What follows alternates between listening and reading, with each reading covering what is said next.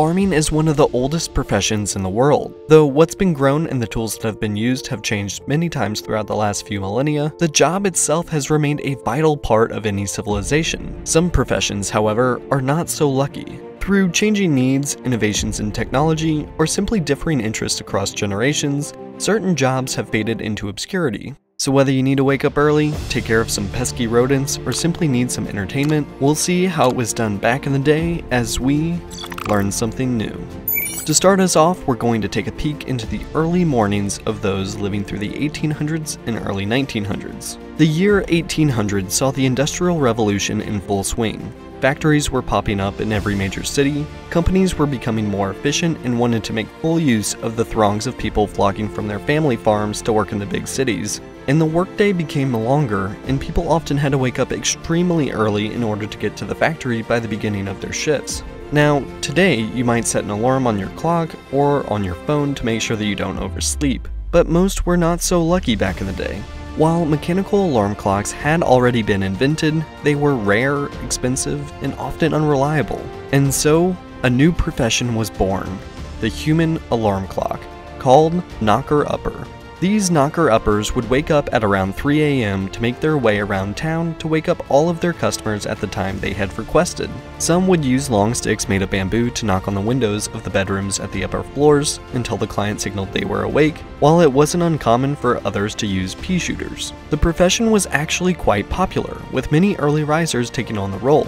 Usually the elderly, but also some police officers moonlighted as Knockeruppers on their night shifts. While some were hired by the people they woke up, others would be hired by large companies, the most common of which was mining companies, who wanted to ensure their miners were up and in the mines on time. In the UK, they were usually paid 1 shilling per client per week, though the price depended on the time and distance to the house. Earlier hours like 4 a.m. were more expensive than between 5 and 6 a.m. Despite the cost, few were ever willing to skip payments to their knockerupper, for fear of oversleeping and losing their job. Becoming a knockerupper was important and popular, but the invention of a cheaper mass-produced alarm clock was able to make knockeruppers essentially obsolete by the 1950s, though in some parts of England it survived until the 1970s. But similarly to our modern alarm clocks not being invented yet, they also had far worse forms of pest control, and many of the bigger cities so desperately needed it, as rats would often cause huge amounts of disease and damage to spread within communities. This was especially bad in Victorian England. Huge rats could be found in basements, sewers, gardens, pantries, and pipes. They were destroying crops and packaged food supplies, clogging drains, and,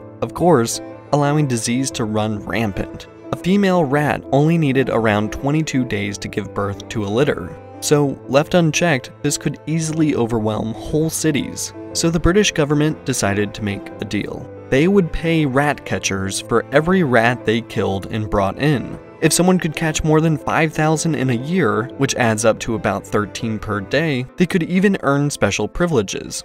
Many people were suddenly determined to catch as many rodents as possible, and there are only so many rodents that can be found in the usual places. People stopped merely looking in their homes and made their way into the streets. The more innovative rat catchers would start going into the sewers to find their prey, but that was only the start of people trying to work smarter rather than harder. For example, some of the rat catchers began to bring dogs with them into the sewers to make hunting prey more efficient. However, some rat catchers really thought outside the box. They realized that the bounty was centered around the exchange of a rat for money. There's nothing that specifically or explicitly said that the rat needed to be caught in the wild. What's more, there's not even any good way to prove where a rat came from. Rat catchers were more familiar with how fast the rodents bred than anyone, so it's not too much of a surprise to find that some people began intentionally breeding rat colonies to supplement their captured rodents.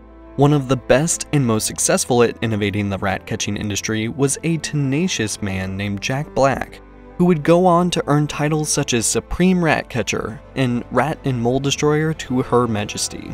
Black was quite proud of the honor and went to great pains to ensure everyone was well aware of it. He even melted down some of his wife's pans to make little rat medals to adorn himself with.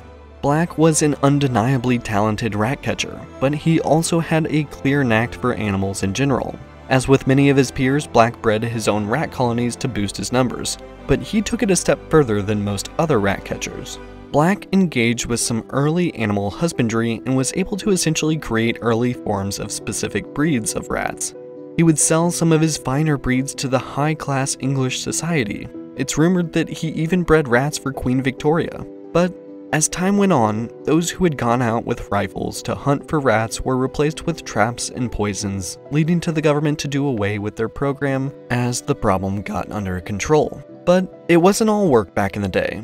Though it did consume far more time than it does for most people these days, they did still take time for some entertainment. Sure, high society would go to elaborate plays and operas, but what about the common people, just trying to make it by? With no easy entertainment like TikTok to scroll through endlessly, people turned their attention to the streets. Specifically, the street side show of the Stone Eaters. These were people who earned a living as street performers quite literally by swallowing rocks throughout the 17 and 1800s. I could trace it back as far as the year 1006, where there were stories of a man in Prague who ate stones for cash. But more notably, in the 1600s, when a man named Thomas Gobsill was told by his local doctor to eat pebbles to cure his excessive gas. It didn't work, but the idea seemed to catch on from there. These performers would stand in front of large crowds that gathered and showed off their skills to the masses. Spectators were often even encouraged to bring their own stones for the Stone Eaters to swallow. Newspapers of the time also carried ads decreeing the Stone Eaters' performances and popularizing the idea that people ate and survived on rocks. It garnered much attention, including from magician and escape artist Harry Houdini, who wrote in 1895 about his experiences watching a stone swallower in London, saying that he had swallowed stones nearly the size of a hen's egg and then jumped up and down to make them rattle in his stomach for all to hear. He would go on to claim that despite further observations, he could find no faking within the performance. Eventually, Houdini would give in and pay the performer for his secret, writing that, to practice, they would start using very small potatoes that could still be digested in the event they didn't come out as intended, before moving on to larger objects. After the act was done, they would cough them up away from the crowds. It's fair to say that with each passing year, the fear of jobs being taken over by new practices and new technologies is still a very real, if not more looming threat than ever before.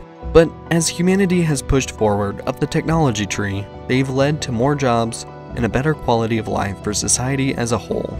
Sure, we don't have Stone Eaters to watch anymore, but at least we don't have to worry about rats taking over our cities or relying on people to stop by and tap on our windows to wake up each morning. Thanks for watching. Hope you enjoyed the video, and don't forget to like and subscribe for more. Thanks again, and I will see you in the next one.